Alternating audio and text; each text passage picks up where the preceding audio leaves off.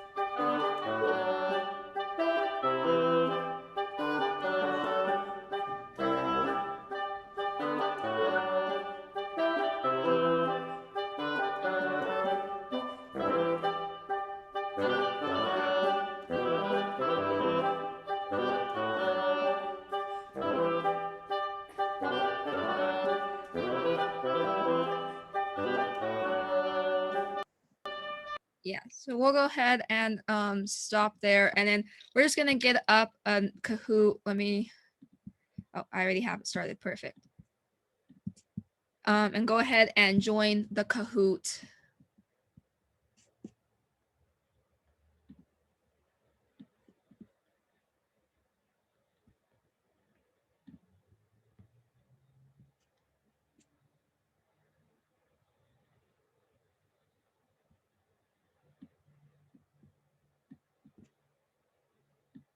There we go.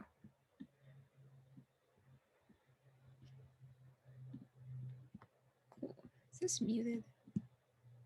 Oh, I just have it low. Okay. Huh. Okay. I don't know why the music's not playing. That's sad. When you shared your screen, did you click share my sound? We'll find out in just a moment. I'll try again. Yeah, I have share sound. Okay. I don't know if it's just being weird. That's okay. We'll start. Oh, there's sound.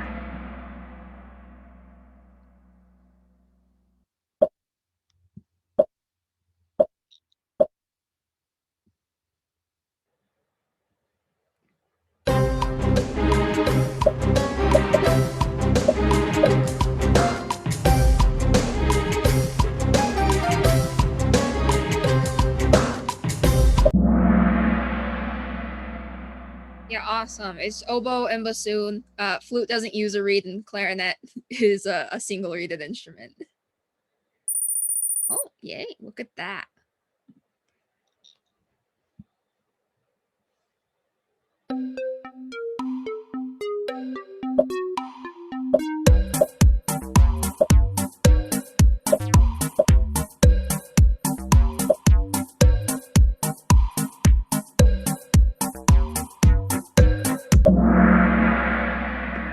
All right, a little bit of half and half. Sorry about the missing word in the question. The kind of key here is it's not really considered an extended technique on oboes and bassoons. It's considered just a regular technique because it's something they use when they're first starting out. Still, it's like pretty common notes to like in their like second or third week of learning. Oh, a lot of people moved up in that one.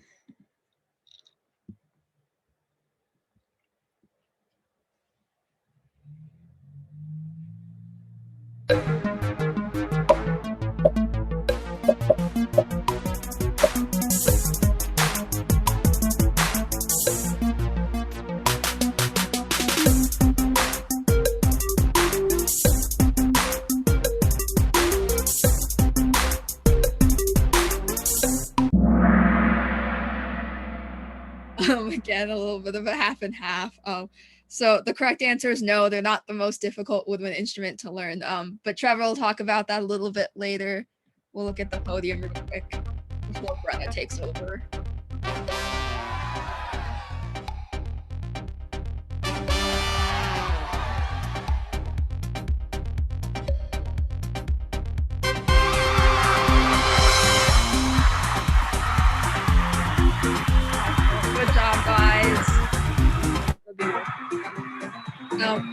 if this will stop. And then next, I'll pass it off to Brenna to talk to you more about reads. I believe reads. Thank you, Maya. Hi, friends. Sorry if you can't hear me too well. My Wi-Fi is really awful today. So just let me know if you can't hear me. But today I'm going to talk a little bit about basic woodwinds. So we're going to do one more Kahoot real quick. Let me pull up.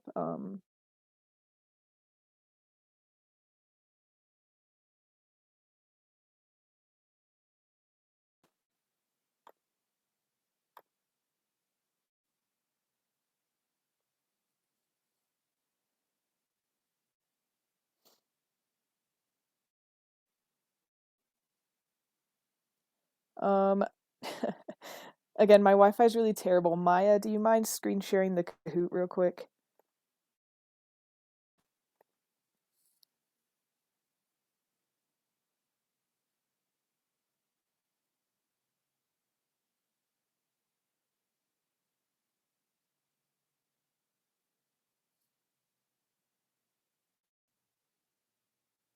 Yeah, sorry, 1 second.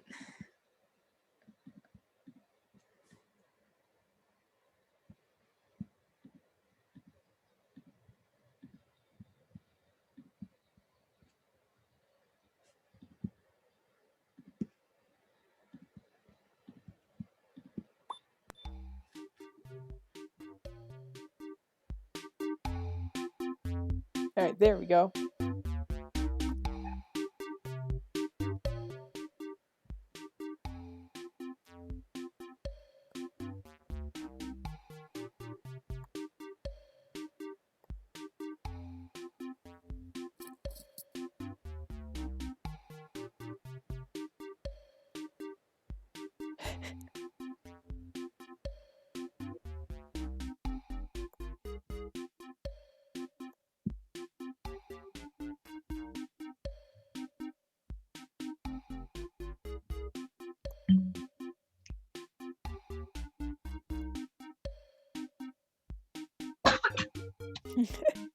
All right, I think we've got almost everybody.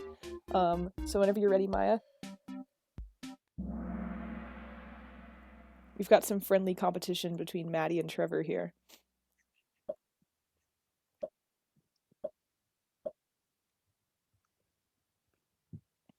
All right, first, how is sound produced for double reads?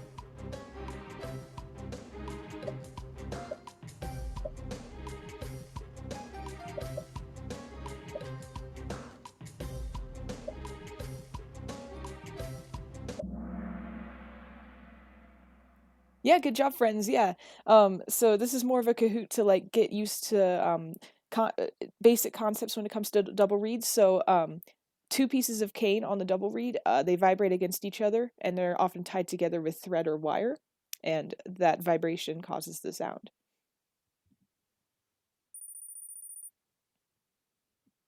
Oh, Trevor's winning. Next question, what are the two most common double reads? We already answered this, so this should be easy.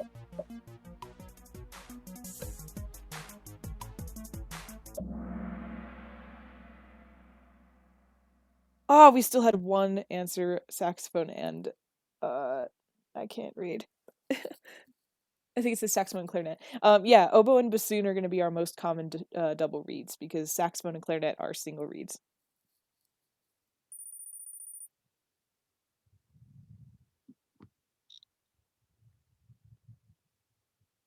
How do you care for a double read?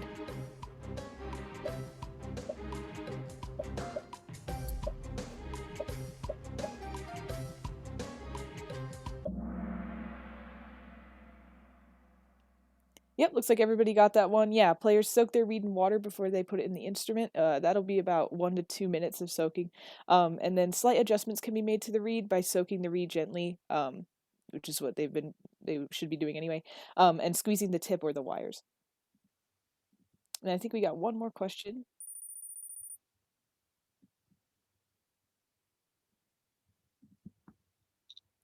What do double reed players need to do to achieve good embouchure?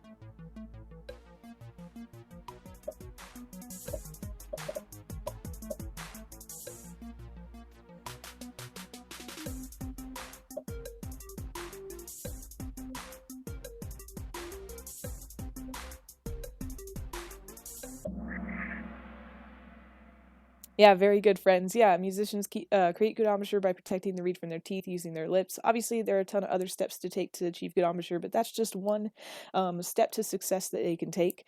Thank you for participating in our Cahoots, friends. I'm going to pass it off to Ben, who's going to talk about half holes. Yes, thank you, Brenna. So, half holing is a very normal technique for double reeds, and it is used to go over the first set of like the octave or register, and would be equivalent to like the break on a clarinet, except for it's a little bit easier to achieve because it's more required of you at first. But that's not to say half holing is not used outside of double reeds. It is a common technique for flute and for um, clarinet as well. But moving on to oboe first, the half hold notes are going to be C sharp, D, and E flat. Now, what is half holding and how do you do it? Well, it's going to be really easily demonstrated. So as you can see on this first hole right here, there's the actual like tone hole, and then there's like a little pad underneath that you can just slide your finger. And so I would like roll my finger over, and let's hope that this reed works right off the bat. Sweet. So it's going to come up the octave.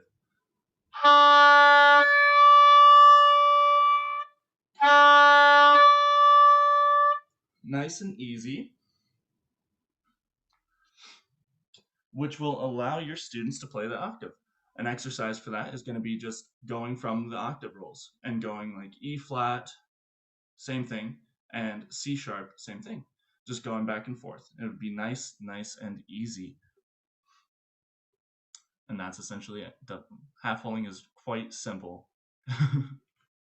And I'm going to pass it on to Trevor to talk about the stigma.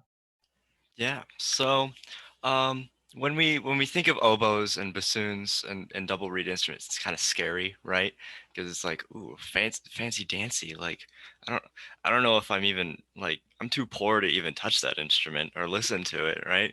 Um, but it's actually not that bad. I mean, Ben just went over how easy half holing really is, and that's a common technique, especially for beginning bassoons and oboes. So don't be afraid to have an oboe and a bassoon in your group. If one of your students wants to play those instruments, I would try to give them every opportunity to do so.